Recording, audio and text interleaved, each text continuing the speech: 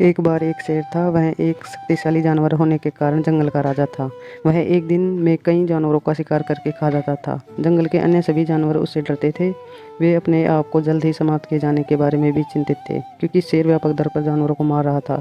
वे सभी एक साथ मिल जाते हैं और बाघ से जानवरों का शिकार बंद करने की गुहार लगाने की योजना बनाते हैं, और वे खुद उसे रोजाना एक जानवर उपलब्ध कराएंगे।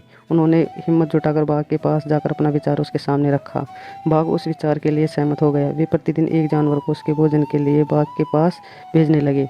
एक दिन बाघ के खाने की बारी खरगोश की थी, लेकिन वह खरगोश बहुत चालाक था और वह बाघ का भोजन नहीं बनना चाहता था। वह बहुत धीरे धीरे बाघ की गुफा की ओर चल पड़ा। वह भी अपने तरीके से सो गया और इस तरह खरगोश के बाघ की गुफा तक पहुंचने में शाम हो गई।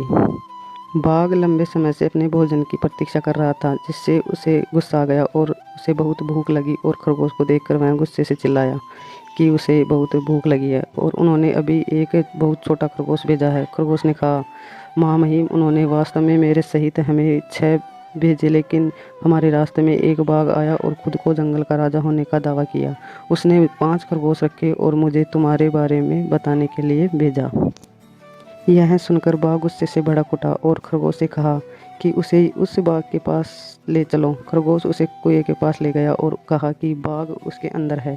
बाघ ने कुएं में देखा और उसने अपनी परछाई को दूसरा बाघ समझा और उस पर गरज कर कुएं में अपना प्रतिबिंब देखा, जो भी दहाड़ता था। उसने सोचा कि बाघ उस पर वापस दहाड़ रहा है और उसे लड़ाई के लिए आमंत्रित कर रहा है, और इस तरह वह कुएं में कूद गया, डूब गया और मर गया। इस तरह खरगोश ने खुद को और अन्य जानवरों को बाघ के हाथों मारे जाने। कहानी से शिक्षा: समय पर ध्यान देने के बावजूद समाधान पर ध्यान